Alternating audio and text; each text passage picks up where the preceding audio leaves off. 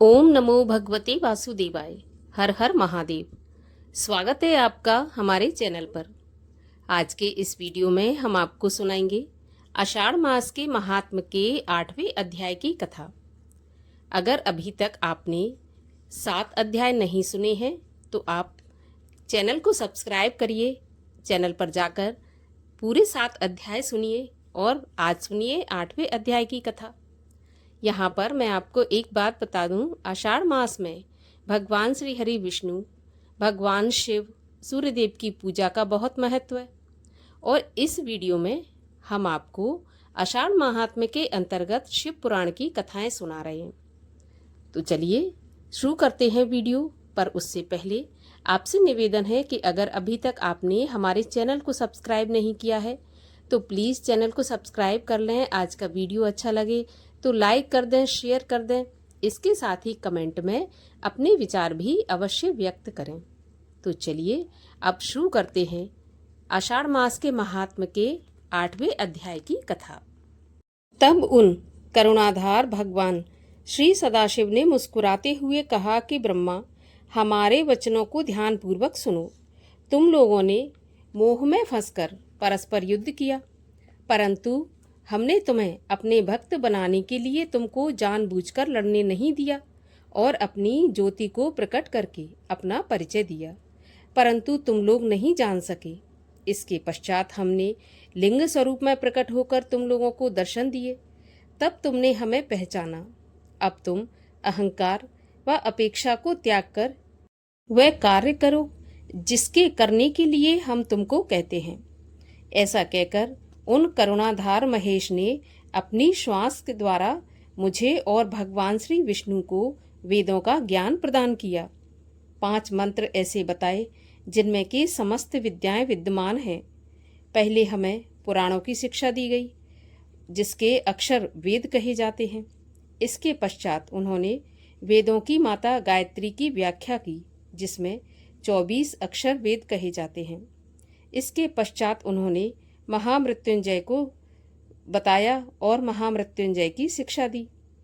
भक्तों के सुख देने वाली चिंतामणि को बतलाया। इन मंत्रों और वेदों को पढ़कर हम अत्यंत प्रसन्न हुए।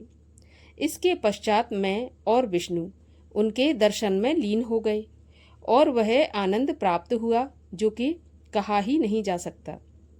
जो सुख सर्दियों में धूप से और कामी पुरुष को स्त्री प्राप्त होने से होता है, वही सुख हमें भगवान श्री सदाशिव के दर्शन करने से हुआ। भगवान श्री सदाशिव बोले, हे श्रेष्ठ देवो, मैं तुम दोनों की भक्ति देखकर बहुत प्रसन्न हुआ। तुम ब्रह्मा, मैं तुम्हें सारी सृष्टि का स्वामी बनाता हूँ। तुम प्राणियों की सृष्टि करो, और हे विष्णु, तुम सृष्टि का पालन करो और वेदों को देखकर मुझे पहचानो और उचित रीति से अपने अपने काम करो। वेद को मेरा रूप तथा वाक्यों को मेरी आज्ञा जानो। भगवान श्री सदाशिव की बात सुनकर हम लोगों ने कहा कि प्रभु, आप संसार में अवतार धारण करके हमारी सहायता करें, हमें पूजन इत्यादि की विधि बताएं। हम लोगों की प्रार्थना सुनकर भगवान सदाशिव ने प्रसन्न होकर कहा, हर प्रकार की चिंता को त्याग कर तुम स्वयं सुख भोगते हुए संसार को सुखी बनाओ। तुमने मेरा जो स्वरूप देखा है उसकी पूजा करो, उससे तुमको सुख की प्राप्ति होगी। इस समय जैसे मेरे लिंग रूप के पूजन से तुम लोगों का दुख दूर हुआ है, इसी प्रकार दुखी प्राणी मेरे लिंग रूप द्वारा मेरा पूजन करके अपने दुखों को दूर कर सकते हैं। लिंग का अर्थ है संसार के लय होने का स्थान। जब भी तुम्हें किसी प्रकार का कष्ट हो, तुम मेरे इस लिंग रूप की पूजा करना। मेरी पूजा करने वाले के सभी कष्ट दूर हो जाते हैं। समय आने पर मैं भी तुम्हारे संसार में प्रकट रहूंगा। मेरा नाम उस समय रुद्र अवतार होगा। मुझ में और रुद्र में भेद मत समझना। सारी सृष्टि में मुझे व्यापक समझना। कोई भी वस्तु मुझसे अलग नहीं है। इसके पश्चात भगवान श्री शिव ने उस गुप्त भेद को भी कहा जो कि वेदों में ही नहीं मिलता। उन्होंने कहा, मैं सनातन शिवरूप मूलभूत सत्य जान और अनंत हूँ।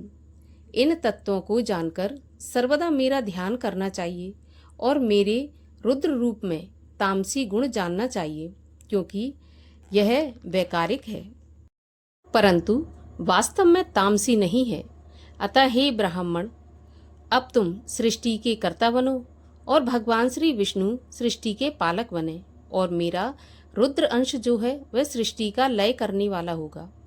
और यह जो उमा नाम वाली परमेश्वरी प्रकृति है, उसी की शक्ति भगवान श्री विष्णु को लक्ष्मी और ब्रह्मा को वाग्देवी अर्थात सरस्वती के रूप में प्राप्त होंगी, और उमा स्वयं प्रकट होकर महादेव को अपनाएंगी। तीनों देव अपनी शक्तियों सहित मेरा पूजन करेंगे। मैं सबको चिंताओं से मुक्त कर दूंगा। अब तुम इन तीनों देवताओं के आयु बल को सुन लो। ब्रह्मा का दिन 4000 युग का होता है, और इसी क्रम को रात को भी समझो।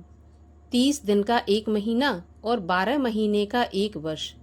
इस प्रमाण से ब्रह्मा जी की आयु 100 वर्ष की होती है, और श्री ब्रह्मा जी का 1 वर्ष भगवान श्री विष्णु का 1 दिन कहलाएगा, और वह भी इसी प्रमाण से 100 वर्ष तक जिएंगे, तथा विष्णु का 1 वर्ष रुद्र के 1 दिन के बराबर होगा, और इसी क्रम से भी 1 वर्ष तक स्थित रहेंगे।